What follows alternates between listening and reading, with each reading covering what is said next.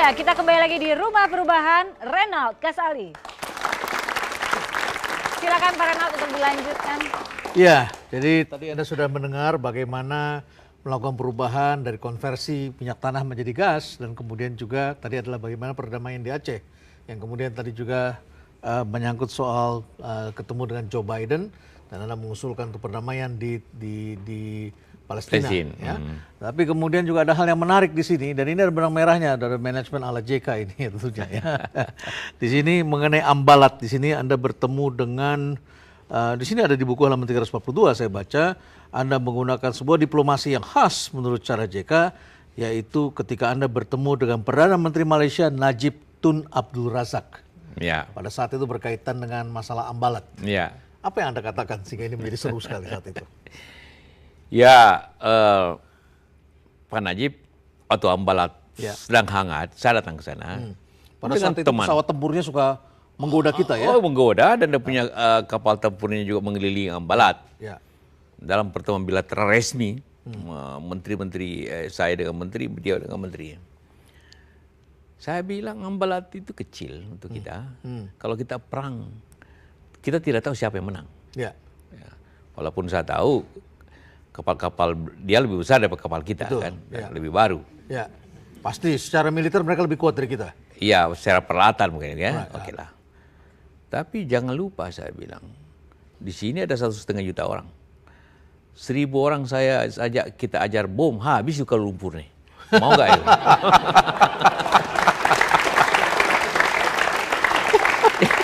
Ya kalau mau perang boleh aja, tapi Anda duluan hancur dari kita. Jadi Anda sampaikan itu secara terbuka? Terbuka, resmi terbuka.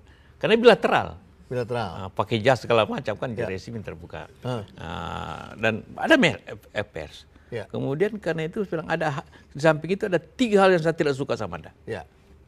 Pertama, Anda suka cambuk-cambuk orang Indonesia. Cabut-cabut orang Indonesia. Cambuk. Oh, cambuk orang Indonesia. Ya. Tenaga kerja kita. Kedua, kalau ada bom pasti orang Malaysia. Di Indonesia? Oh, Indonesia. Pasti dari sana. Indonesia. Ya. Karena itu waktu itu Dr. Azhari. Ya.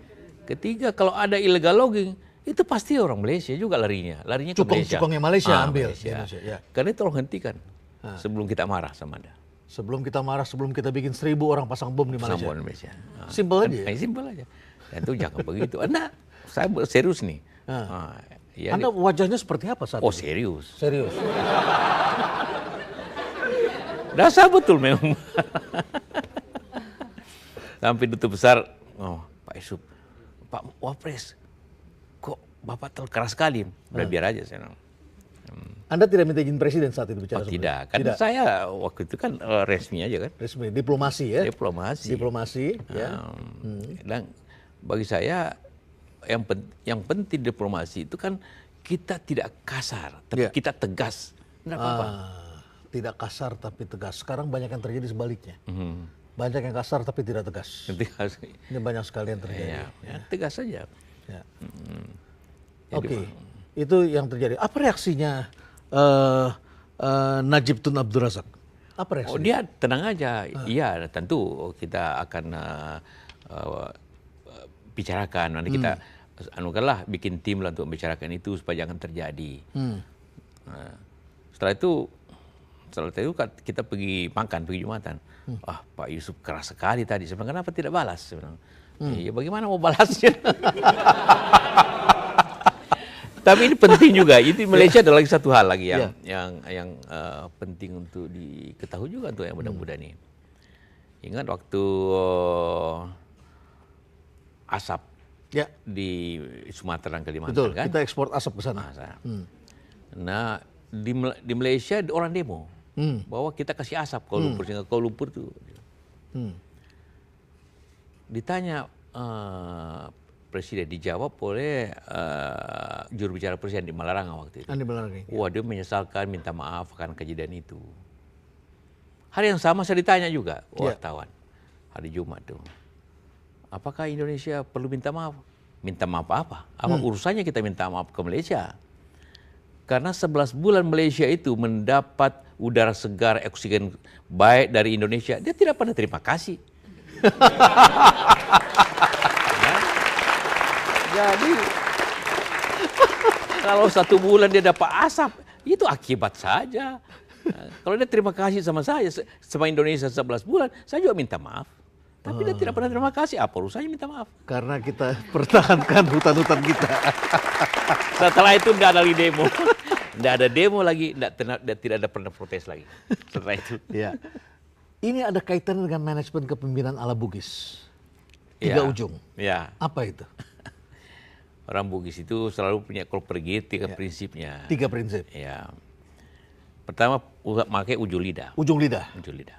Artinya dia dialog atau bicara berunding. Bapak. Itu ujung lidah. Ya. Kalau berunding tidak jadi, ya minta maaf, ini harus pakai ujung yang lain. Kawinlah kan? Ya. Ya. Jadi supaya langsung kolaborasi. Ya, kolaborasi. Kolaborasi. Ya.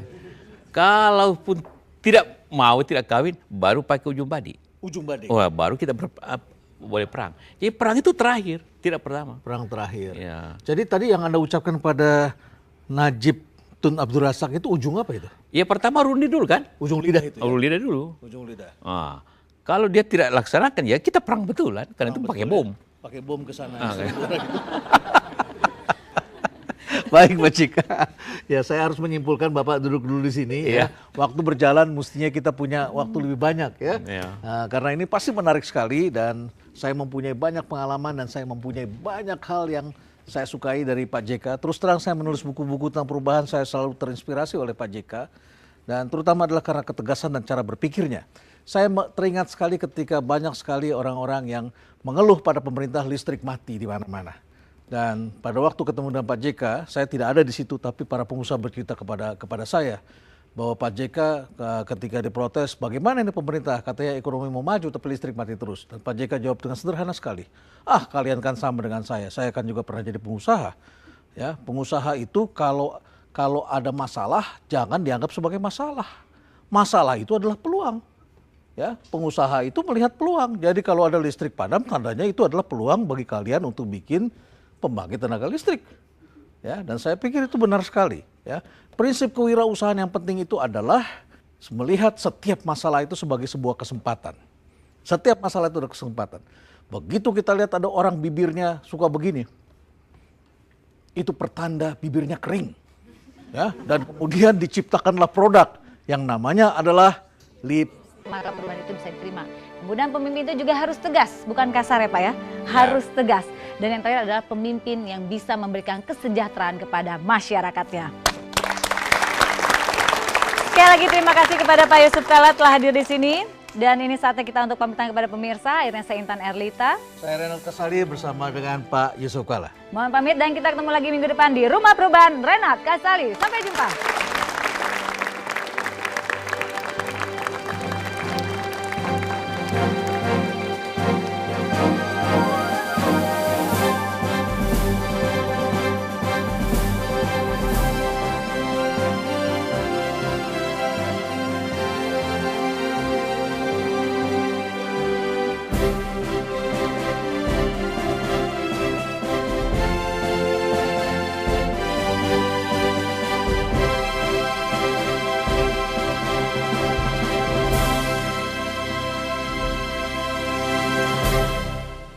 Persoalan merubah kebiasaan orang memasak dari menggunakan minyak tanah menjadi gas yang di India hanya bisa berapa 500 ribu per tahun. Per tahun, Indonesia 3 tahun bisa mencapai 56 juta. Ya, 56 juta orang.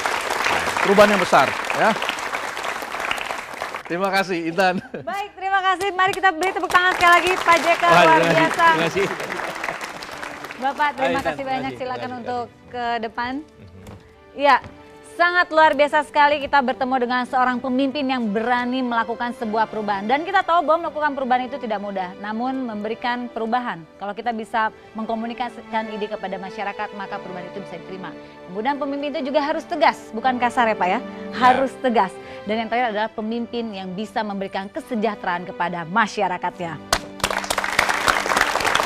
Sekali lagi terima kasih kepada Pak Yusuf Kalla telah hadir di sini. Dan ini saatnya kita untuk pamitan kepada pemirsa. Akhirnya saya Intan Erlita. Saya Renald Kasali bersama dengan Pak Yusuf Kalla. Mohon pamit dan kita ketemu lagi minggu depan di Rumah Perubahan Renald Kasali. Sampai jumpa.